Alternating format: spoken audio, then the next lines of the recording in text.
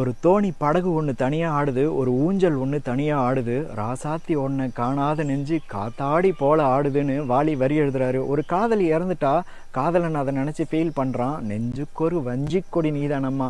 வஞ்சி கொடி அப்படியே மென்மையாக படர்ற மாதிரி அவன் நினப்பு நெஞ்சுக்குள்ளே மென்மையாக படருதான். யாரோடு இங்கு எனக்கு என்ன பேச்சு, அவள் செத்ததுக்கப்புறம் யாரு கூடயும் பேசவே கிடையாது. வைதேகி வைதேகின்னு செவரெல்லாம் அவள் பேரை எழுதி வைக்கிறான். அந்த ஊரில் இருக்கிற வேற ஒரு வைதேகி வந்து எதுக்காக என் பேரை எழுதுறேன்னு கேட்குறப்போ, உங்கள் பேர் வைதேகின்னு எனக்கு தெரியாது, ஆனால் என்னோடய வைதேகியை பற்றி நான் சொல்கிறேன்னு சொல்லிட்டு ஒரு நாள் என் வைதேகி வந்து என்கிட்ட காசு கேட்டா. உங்கள் அப்பா என்ன 27 ஏக்கரா என்கிட்ட கொடுத்து வச்சான்னு சொல்லி நான் அவளை துரத்தி விட்டேன். ஆனால் அவள் காசு சேர்த்து வச்சு ஒரு ஜிப்பாவும் பேண்ட்டும் எனக்கு எடுத்து கொடுத்தா.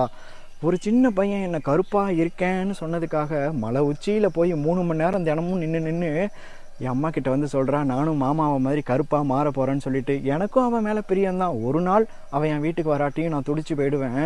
ஒரு மாமா வந்து 10 லட்ச ரூபா தரேன் என் பொண்ணை கட்டிக்கன்னு சொன்னப்போ கூட நான் வைதேகியே தான் கட்டிப்பேன்னு சொல்லிட்டேன். எனக்கும் அவ்வளோ பிரியந்தான். ஆனால் நான் சரியாக காட்டாமல் விட்டுட்டேன் அந்த பிரியத்தை. ஒரு நாள் அவள் ஃபோட்டோவை கவுத்து போட்டு இந்த ஃபோட்டோவில் இருக்கிறவளை தான் நான் கல்யாணம் பண்ண போகிறேன்னு சொன்னப்போ, அந்த ஃபோட்டோவில் அவள் தான் இருக்கேன்னு அவளுக்கு தெரியாமல் வேற யாரும் நினச்சி அவள் விஷம் குடிச்சிட்டா. ஆனால் சாக போகிறப்ப கூட மாமா மடியில் தான் படுத்து நான் சாகணும்னு சாமிக்கிட்ட அவள் வேண்டிக்கிட்டா. நான் வந்து நின்னதும் என் பாதத்தில் முத்தம் கொடுத்து அவள் செத்து போயிட்டா. முத்தம் தர நித்தம் வரும் நட்சத்திரம், ஒரே ஒரு முத்தம் தான், ஆனால் நட்சத்திரம் மாதிரி நிறையா முத்தம் மாதிரி நினச்சி தினமும் அவன் வாழ்ந்துட்டு இருந்திருக்கான். அந்த பொண்ணுக்கிட்ட இதெல்லாம் அவன் சொல்கிறான்.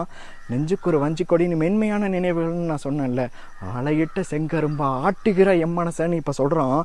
ஒரு பெரிய கரும்பு கூட இல்லை, செங்கரும்பை அப்படியே ஆலைக்குள்ளே வச்சா அப்படியே நசுக்கும்ல, அதே மாதிரி அவன் நினப்பு நெஞ்சுக்குள்ளே அப்படியே நசுக்குது. எது எப்படியோ அவள் காலை தொட்டு கடந்த கொலுசை அவன் கையில் மாட்டினதுக்கு அப்புறம் வேறு எந்த பொண்ணையும் அவன் தொடவும் கிடையாது. அவள் வாங்கி கொடுத்த சட்டையை அந்த உடம்புல மாட்டினதுக்கப்புறம் அந்த உடம்பு செத்து மண்ணில் விழுற வரைக்கும் அவன் வேற எந்த சட்டையும் போடவும் கிடையாது. நீ படுத்து தூங்கு மாமா, நான் வேணா காலை அமைக்க விடுறேன். வாழ்ந்தாக வேண்டும் வாவா கண்ணே, ராசாத்தி ஒன்ன காணாத நெஞ்சு.